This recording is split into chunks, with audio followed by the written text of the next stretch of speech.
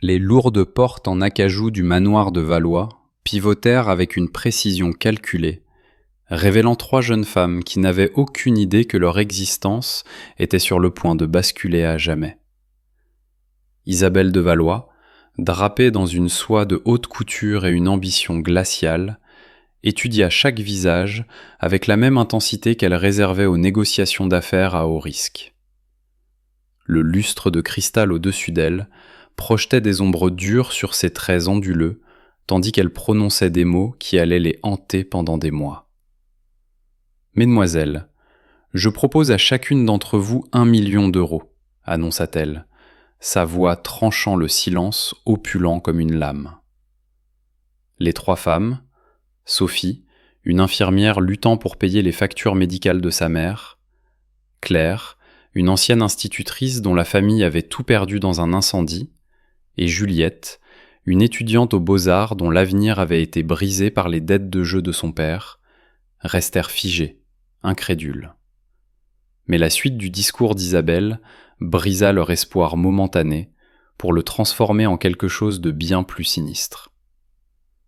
La condition est simple. L'une de vous doit épouser mon fils, Alexandre, dans un délai de 3 mois. Il est aveugle, il est amer, et il n'a aucune idée de ce que je planifie. Ses yeux émeraudes brillaient d'une détermination impitoyable, alors qu'elle arpentait la pièce tel un prédateur encerclant des proies blessées.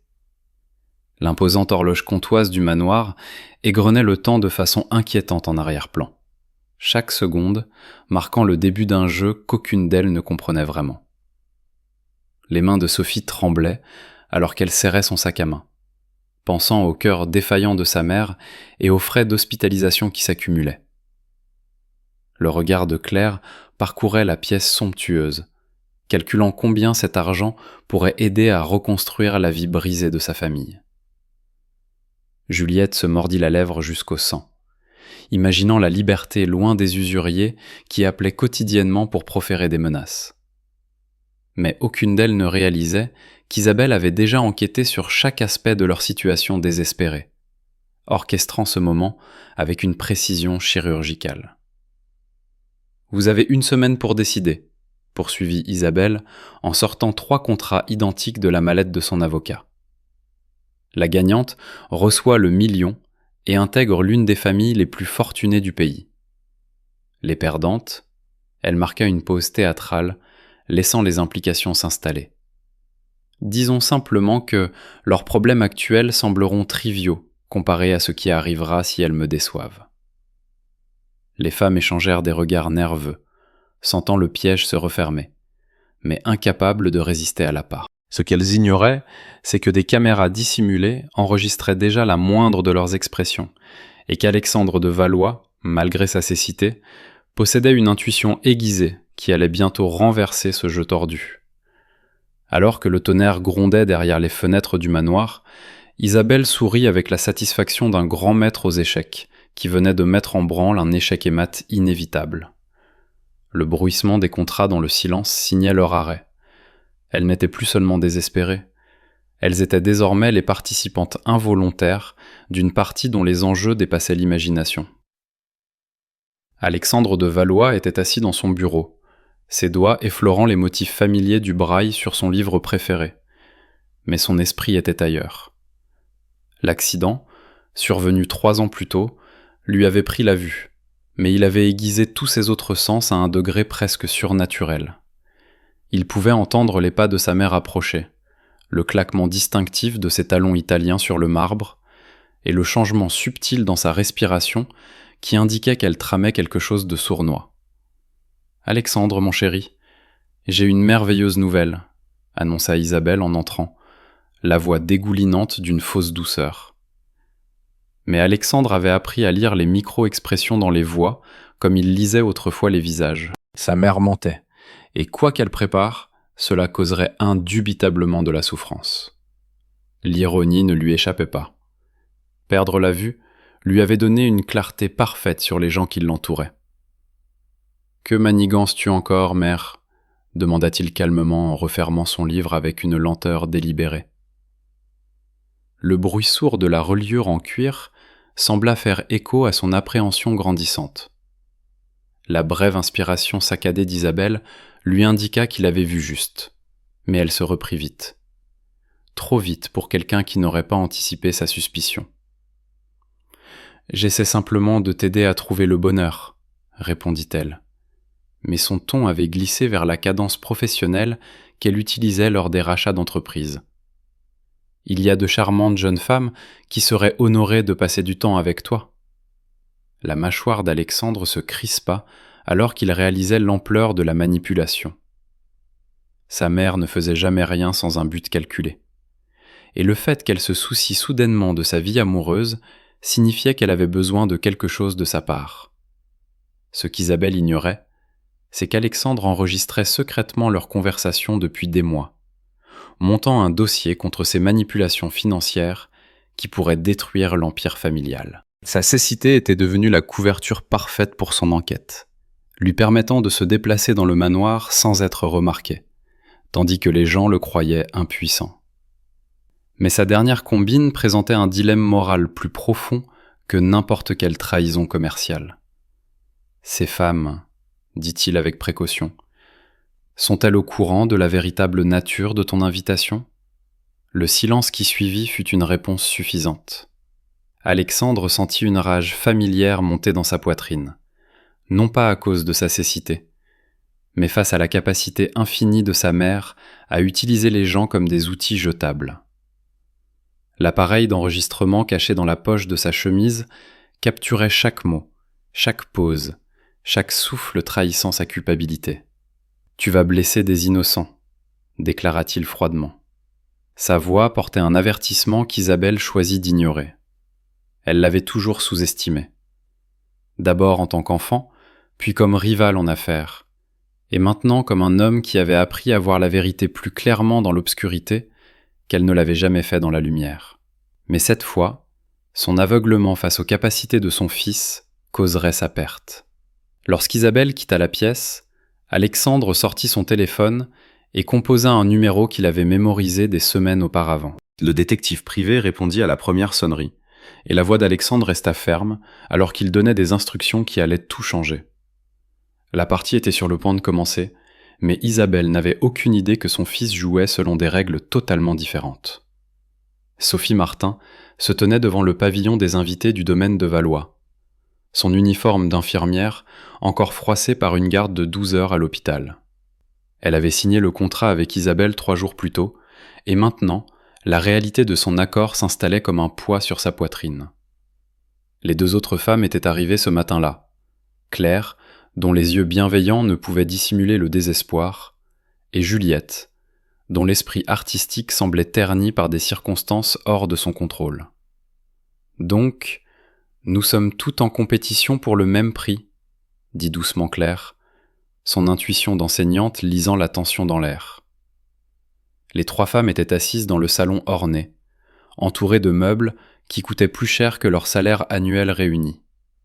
Mais le luxe semblait vide, souillé par la conscience qu'elles étaient payées pour tromper un homme qui avait déjà subi assez de pertes. Juliette tritura ses doigts tachés de peinture, son œil d'artiste repérant des détails que les autres manquaient. « Il y a des caméras », chuchota-t-elle en désignant d'un signe de tête des lentilles à peine visibles dissimulées dans les moulures du plafond. « Nous sommes surveillés en permanence. » La révélation envoya un frisson à travers le groupe, mais aucune d'elles ne fut surprise. Isabelle de Valois n'avait pas bâti sa fortune en faisant confiance aux gens. Ce qu'aucune d'elles ne réalisait, c'était qu'Alexandre écoutait depuis la pièce adjacente, son ouïe surdéveloppée captant chaque mot de leur conversation. Il ressentit un mélange d'admiration et de pitié pour ces femmes piégées dans la toile de sa mère. Son respect pour elles grandit lorsqu'il les entendit discuter de la manière de gérer la situation avec dignité. Elles n'étaient pas les croqueuses de diamants que sa mère lui avait décrites. C'étaient des personnes décentes, poussées à des mesures désespérées. « Nous devons être honnêtes avec lui », dit fermement Sophie, son expérience d'infirmière la rendant instinctivement protectrice envers les patients vulnérables. Il mérite de savoir ce que fait sa mère. Mais même en parlant, Elle connaissait la complexité de leur situation. L'honnêteté pourrait libérer Alexandre de la manipulation de sa mère, mais elle détruirait aussi leur seule chance de sauver leur propre famille. Claire hocha lentement la tête, son éthique d'institutrice en guerre contre les besoins immédiats de ses proches. Mais si on lui dit « on perd l'argent, mes frères et sœurs perdront leur maison ». Le poids moral de leur dilemme s'abattit sur elle comme une couverture étouffante. Chaque femme faisait face à un choix impossible, entre son intégrité et sa survie.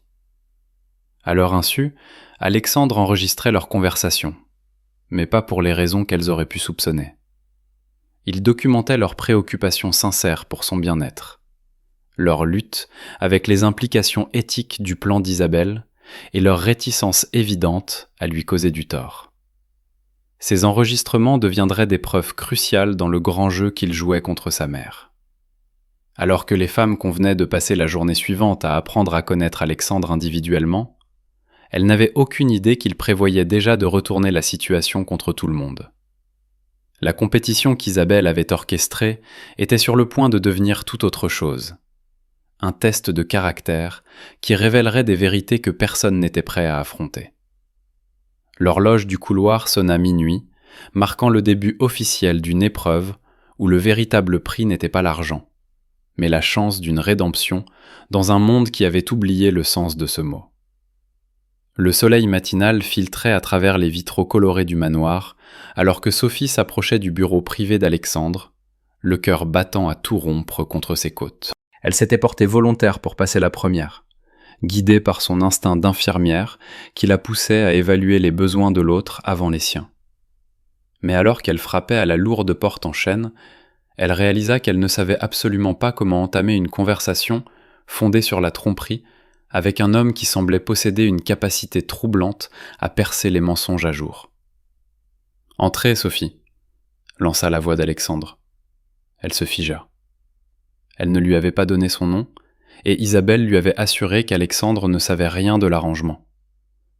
La réalisation qu'il avait déjà plusieurs coups d'avance lui envoya un frisson dans le dos.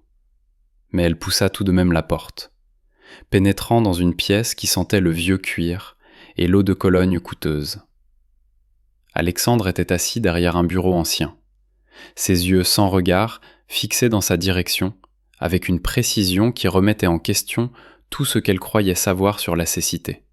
« Je vous en prie, asseyez-vous », dit-il doucement, en désignant un fauteuil positionné exactement là où elle en avait besoin.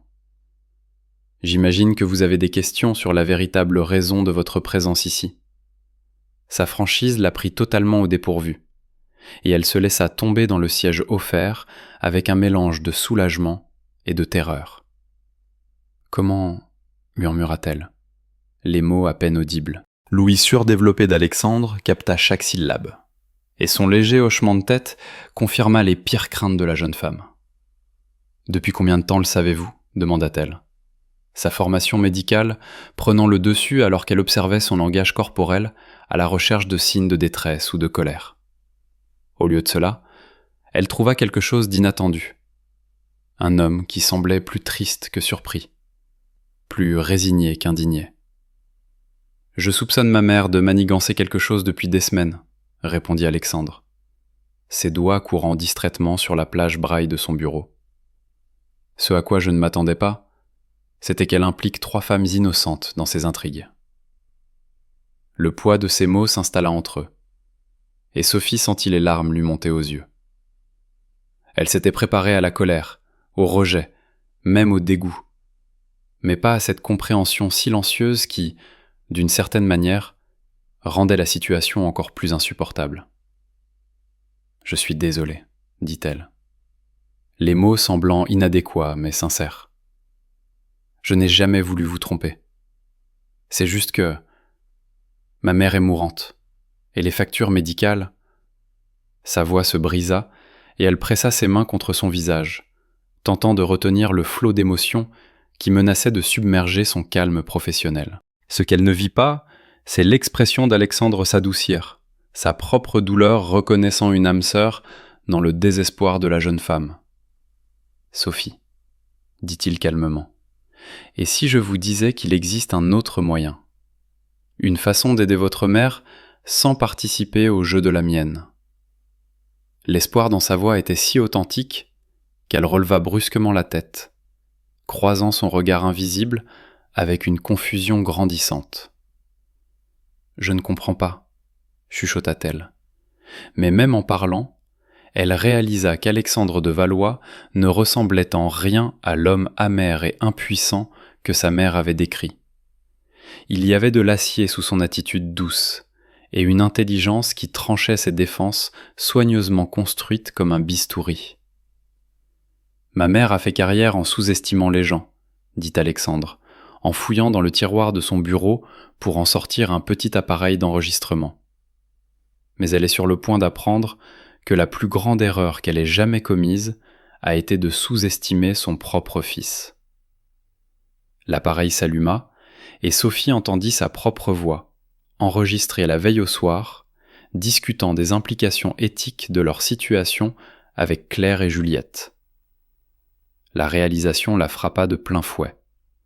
Elle était toujours enregistrée, toujours surveillée, toujours piégée dans un jeu dont les règles changeaient sans cesse. Mais alors que la main d'Alexandre s'avançait sur le bureau vers la sienne, elle se demanda si, peut-être, elle n'avait pas trouvé un allié à l'endroit le plus inattendu. Claire était assise face à Alexandre dans la véranda du manoir, entourée de plantes exotiques qu'Isabelle collectionnait comme des trophées. La lumière de fin d'après-midi projetait des ombres complexes à travers la verrière, créant des motifs que l'esprit d'enseignante de Claire cataloguait automatiquement comme des projets artistiques potentiels pour ses anciens élèves. Mais son attention était entièrement focalisée sur l'homme devant elle, qui s'avérait n'avoir rien de la personne brisée décrite par Isabelle. « Parlez-moi de votre famille » demanda Alexandre, sa voix empreinte d'un intérêt sincère plutôt que de la curiosité polie à laquelle elle s'attendait. Claire s'était préparée à cette conversation, répétant des réponses qui la rendraient attrayante sans révéler trop de son désespoir. Mais quelque chose dans la présence d'Alexandre fit s'effondrer ses défenses habituelles, et elle se surprit à parler avec une honnêteté qui les étonna tous les deux. « J'avais une classe pleine d'enfants qui m'appelaient maîtresse Claire, » commença-t-elle, la voix douce de joie au souvenir. Des élèves de CE2 pour qui j'étais le centre du monde. Mais quand l'incendie a pris notre maison, a détruit mes diplômes, a ravagé l'atelier où mon père restaurait des meubles anciens, elle s'interrompit, déglutissant difficilement pour refouler l'émotion qui remontait toujours lorsqu'elle pensait à cette nuit-là. L'expression d'Alexandre restait attentive, patiente, attendant qu'elle continue à son propre rythme. Ce que Claire ignorait, c'est qu'Alexandre avait déjà fait des recherches approfondies sur son passé, mais pas pour les raisons qu'elle aurait pu soupçonner. Il avait découvert qu'elle avait utilisé ses économies pour acheter des fournitures scolaires aux enfants défavorisés, qu'elle avait donné des cours particuliers gratuitement, et qu'elle avait été nominée pour le titre d'enseignante de l'année quelques semaines seulement avant que le feu ne détruise tout. Son caractère l'impressionnait bien plus que n'importe quelle réponse répétée. « Les enfants, » dit doucement Alexandre. « Ils vous manquent ?» La question la prit au dépourvu, perçant sa composition pour atteindre le chagrin qu'elle dissimulait. Les larmes débordèrent avant qu'elle ne puisse les arrêter, et elle hocha la tête en silence, incapable de faire confiance à sa voix. Mais au lieu de l'embarras, elle ressentit un étrange soulagement d'être vue si clairement par quelqu'un qui ne pouvait pas la voir du tout. « Je rêve d'eux parfois, » admit-elle dans un murmure. « Je rêve que je suis de retour dans la classe, que tout est redevenu normal. Mais ensuite, je me réveille et je me souviens que leurs parents pensent que je les ai abandonnés en n'étant pas là à la rentrée. » La douleur dans sa voix était si vive qu'Alexandre la ressentit physiquement dans sa poitrine. « Claire, » dit-il avec douceur, en tendant la main par-dessus la petite table qui les séparait. « Et si je vous disais que l'échec ne se définit pas par des circonstances hors de votre contrôle, mais par le fait d'abandonner quand vous avez encore le pouvoir de faire une différence. Ces paroles portaient un poids qui témoignait d'une expérience personnelle. Et Claire réalisa que cet homme comprenait la perte d'une manière qu'elle commençait à peine à appréhender. La conversation se poursuivit pendant 1 heure encore, allant de sa philosophie pédagogique à l'expérience d'Alexandre face à la cécité, de ses rêves d'ouvrir une école pour enfants défavorisés, à ses plans pour réformer les pratiques commerciales de sa mère. Au moment où le soleil commençait à se coucher, Claire réalisa qu'elle avait complètement oublié la compétition, l'argent, tout, sauf la connexion grandissante qu'elle ressentait avec cet homme inattendu, qui la voyait plus clairement que quiconque. Alors qu'elle se préparait à partir, la main d'Alexandre effleura brièvement la sienne.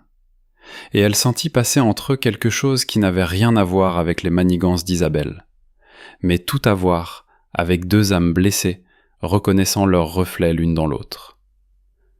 Aucun d'eux ne remarqua la minuscule caméra dissimulée parmi les orchidées, enregistrant chaque mot, chaque geste, chaque moment de connexion authentique qui deviendrait bientôt une munition dans une guerre dont ils ignoraient encore l'existence.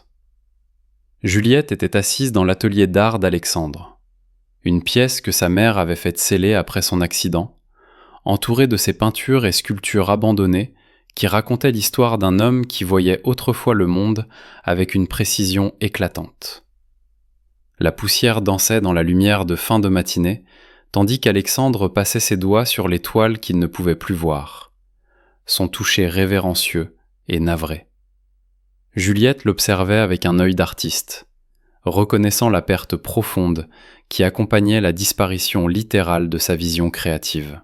« Vous avez un talent immense », chuchota-t-elle, en étudiant un portrait inachevé qui capturait l'ombre et la lumière avec une technique magistrale. Le tableau montrait le visage d'une femme, belle mais froide, et Juliette réalisa avec un choc qu'il s'agissait d'Isabelle, peinte avec une honnêteté brutale qui révélait la nature calculatrice cachée derrière son extérieur poli.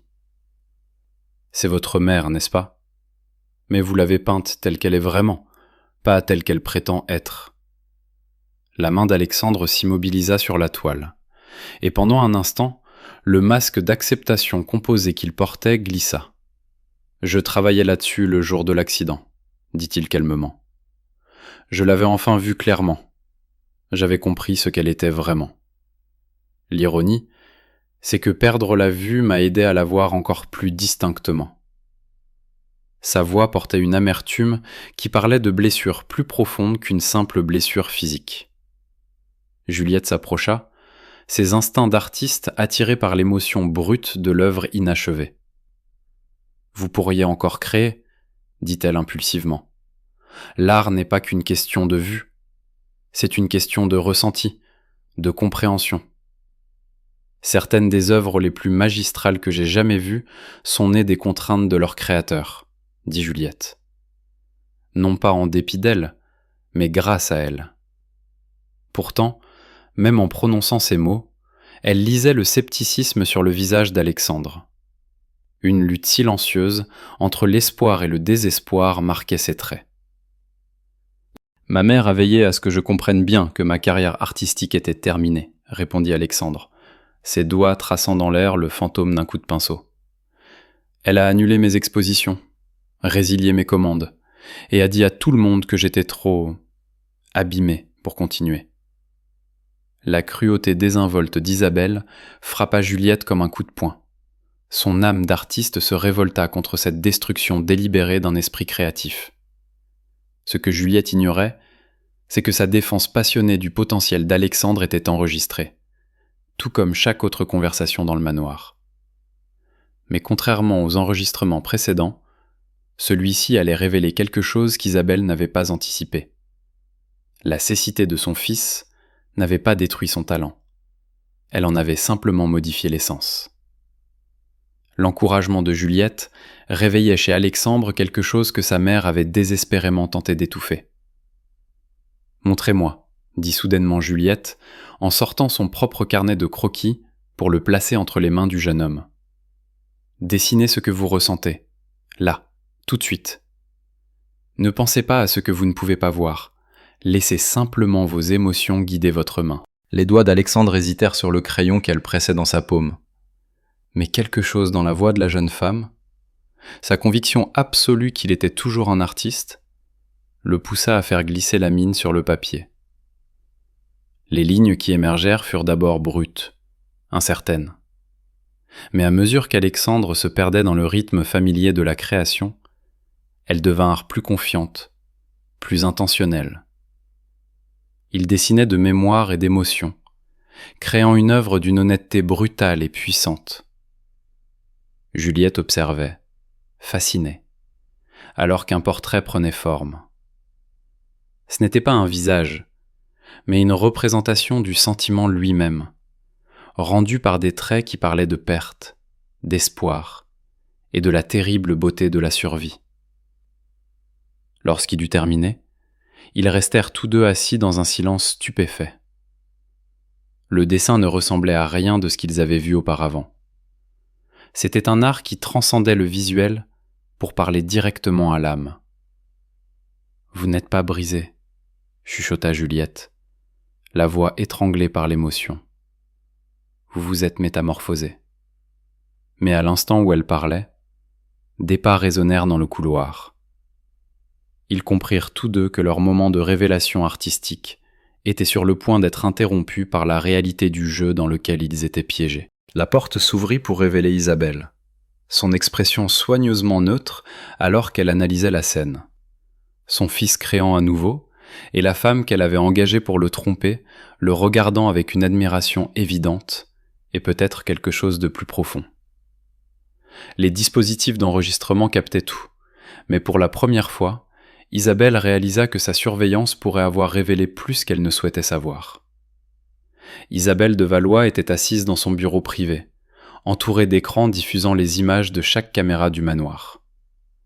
La semaine écoulée ne s'était pas déroulée comme prévu, et les enregistrements qu'elle passait en revue brossaient un tableau qui lui glaçait le sang. Au lieu de voir 3 femmes désespérées se battre pour l'argent de son fils, elle assistait à la naissance de 3 connexions authentiques. Des liens qui menaçaient de détruire tout ce qu'elle avait construit. Le premier écran montrait Sophie dans le jardin avec Alexandre, lui apprenant à identifier les plantes au toucher et à l'odeur. Sa formation d'infirmière était évidente dans la douceur avec laquelle elle guidait ses mains. Leur conversation coulait naturellement, ponctuée de rires sincères qu'Isabelle n'avait plus entendus chez son fils depuis des années. Mais ce qui la dérangeait le plus, c'était la façon dont le visage d'Alexandre s'était adouci, les lignes d'amertume autour de ses yeux s'effaçant, alors qu'il se détendait en présence de Sophie. Le deuxième écran affichait Claire et Alexandre dans la bibliothèque, travaillant ensemble pour organiser ses livres en braille. Claire lisait à haute voix un recueil de poésie, sa voix d'institutrice donnant vie aux mots d'une manière qui faisait fermer les yeux d'Alexandre, en signe d'appréciation.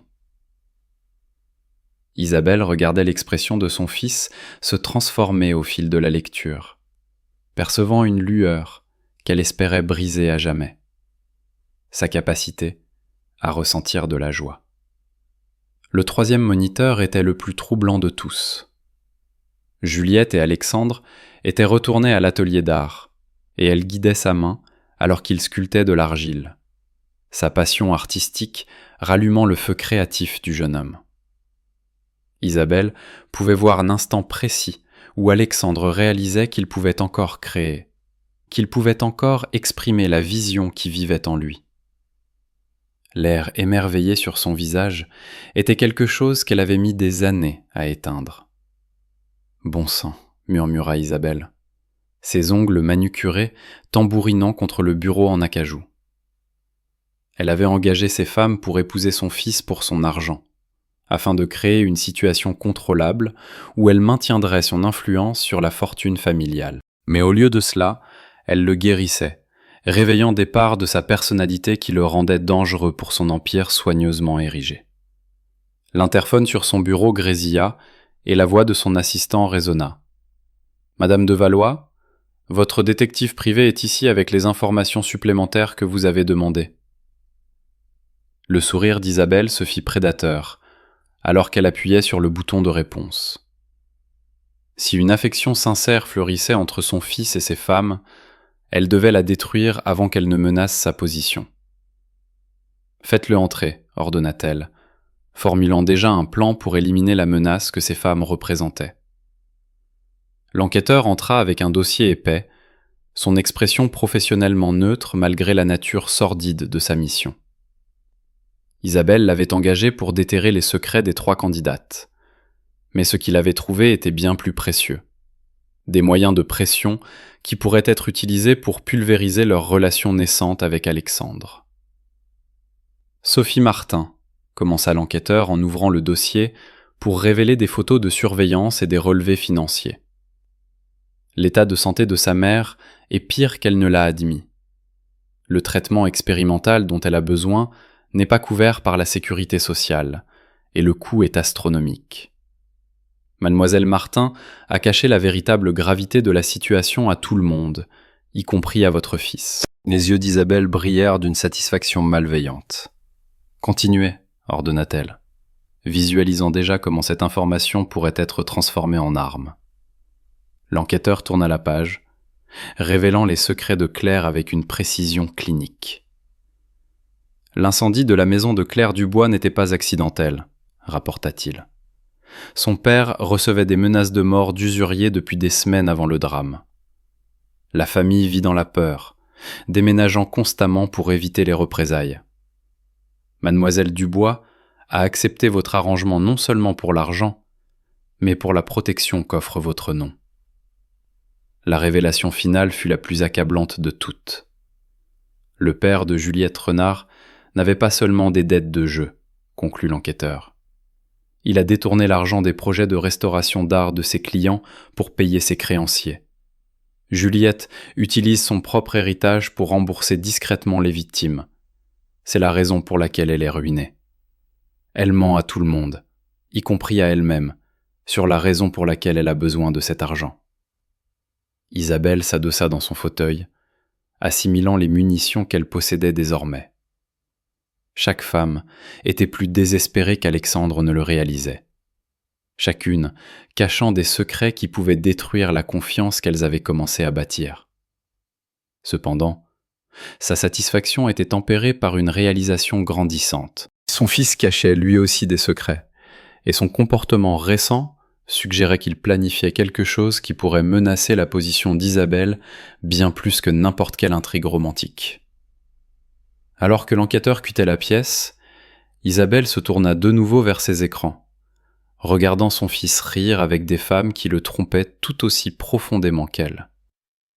L'ironie ne lui échappait pas, mais le danger non plus. Il était temps de rappeler à tout le monde que dans le manoir de Valois, elle était la seule autorisée à contrôler le jeu.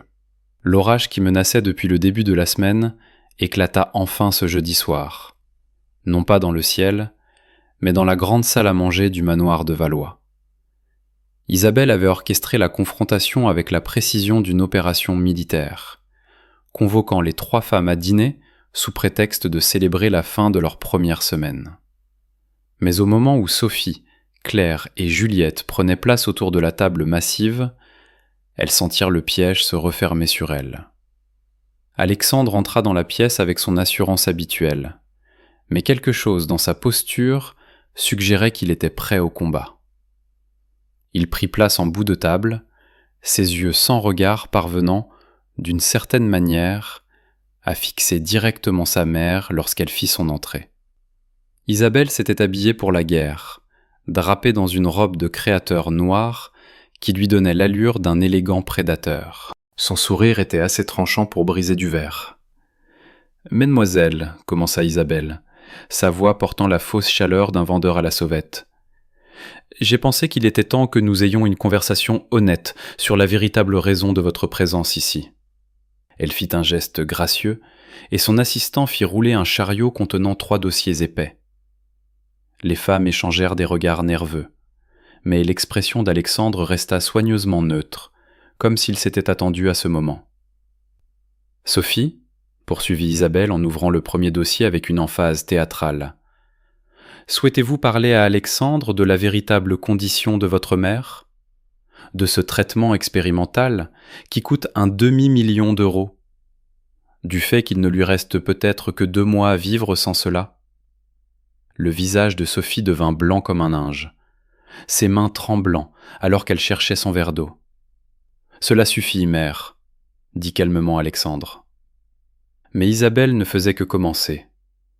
Elle se tourna vers Claire avec ce même sourire carnassier, ses doigts manucurés feuilletant des documents qui représentaient des années de secrets soigneusement gardés. « Claire, ma chère, » ronronna Isabelle, « devrions-nous discuter de la vraie raison pour laquelle la maison de votre famille a brûlé? Des usuriers qui recherchent encore votre père? Du fait que vous vivez dans des logements précaires depuis des mois, terrifiés à l'idée qu'ils vous retrouvent. » Le calme de Claire se fissura complètement, des larmes coulant sur son visage alors que ses pires craintes étaient mises à nu. Juliette tenta de se lever, mais la voix glaciale d'Isabelle la figea sur place. « Et Juliette, ma petite artiste, allons nous parler du vol commis par votre père? Des clients dont il a détourné les fonds de confiance? Du fait que vous êtes en faillite personnelle depuis des années pour essayer de rembourser l'argent qu'il a volé ?» Les mots frappèrent Juliette comme des coups physiques, chaque révélation arrachant une nouvelle couche de la dignité qu'elle tentait désespérément de préserver. Mais ce à quoi Isabelle ne s'attendait pas, c'était la réaction d'Alexandre. Au lieu du choc ou de la trahison, il hocha simplement la tête, comme pour confirmer des informations qu'il possédait déjà. « Merci, mère, » dit-il calmement, « pour cette démonstration exhaustive de ton manque total d'humanité. » Sa voix portait une autorité tranquille qui glaça tout le monde dans la pièce. « J'étais au courant de chacune de ces situations depuis des jours, » poursuivit Alexandre, son ouïe surdéveloppée captant les sons subtils de l'assurance de sa mère qui commençait à se lézarder. « Ce que j'ignorais, c'était jusqu'où tu descendrais pour détruire des personnes qui n'ont rien fait d'autre que de me montrer de la gentillesse. » Il se leva lentement, ses mouvements délibérés et contrôlés. Et pour la première fois depuis des années, Isabelle eut véritablement peur de son fils. « Vois-tu, mère, » dit Alexandre en plongeant la main dans la poche de sa veste pour en sortir un petit appareil d'enregistrement. « Pendant que tu étais occupé à documenter leurs secrets, je documentais les tiens. Chaque conversation, chaque manipulation, chaque transaction financière illégale que tu as effectuée au cours des 6 derniers mois. » L'appareil s'alluma, et la propre voix d'Isabelle remplit la pièce, discutant de pots de vin, d'évasion fiscale et de délits d'initiés avec une indifférence désinvolte. Les 3 femmes observèrent dans un silence stupéfait la dynamique de pouvoir basculer complètement. Alexandre n'était plus l'homme impuissant et amer que sa mère avait dépeint. Il était une force avec laquelle il fallait compter, armé de preuves qui pouvaient anéantir l'empire d'Isabelle et déterminé à les utiliser. « Mesdemoiselles, » dit Alexandre en se tournant vers Sophie, Claire et Juliette, avec une douceur qui contrastait nettement avec l'acier dans sa voix lorsqu'il s'adressait à sa mère. « Vous avez un choix à faire. Vous pouvez rester et me regarder démanteler tout ce que ma mère a construit, ou vous pouvez partir maintenant avec assez d'argent pour résoudre vos problèmes et ne jamais regarder en arrière. » L'orage à l'extérieur du manoir semblait faire écho au chaos dans la salle à manger, alors que tout le monde réalisait que le jeu qu'Isabelle avait orchestré était sur le point de devenir quelque chose d'entièrement différent. Une guerre entre mère et fils, dont un seul sortirait vainqueur. Le manoir semblait différent le lendemain matin, comme si les murs eux-mêmes avaient absorbé le choc des révélations de la veille. Sophie se retrouva seule avec Alexandre dans son bureau, les 2 autres femmes s'étant retirées pour assimiler tout ce qu'elles avaient appris. L'appareil d'enregistrement trônait sur le bureau entre eux comme une bombe non explosée, contenant suffisamment de preuves pour détruire l'empire d'Isabelle, mais aussi pour compliquer tout ce qu'ils croyaient savoir l'un de l'autre. « Vous le saviez ?» dit doucement Sophie, la voix enrouée par les larmes qu'elle avait versées après avoir vu ses secrets les plus profonds étalés au grand jour.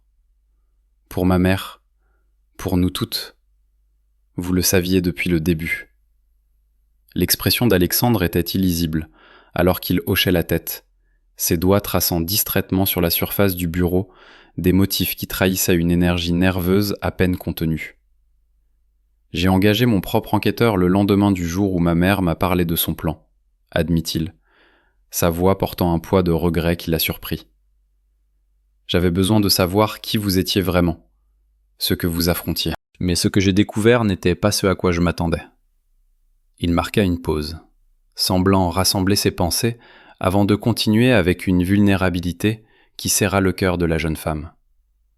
Je m'attendais à trouver des opportunistes, des femmes qui verraient ma cécité comme une occasion à exploiter, dit Alexandre, sa voix gagnant en force à chaque mot.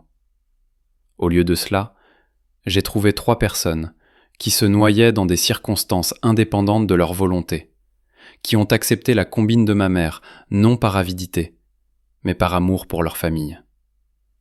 La distinction comptait pour lui, réalisa-t-elle. Peut-être plus que toute autre chose dans cette situation. Sophie sentit les larmes monter à nouveau, mais cette fois, elles naissaient du soulagement plutôt que de la honte. « Alors, vous ne pensez pas que nous sommes des personnes horribles ?» demanda-t-elle, la question portant toutes ses peurs sur le jugement et la dignité. L'expression d'Alexandre s'adoucit d'une manière qui transforma tout son visage, le faisant paraître plus jeune et infiniment plus accessible.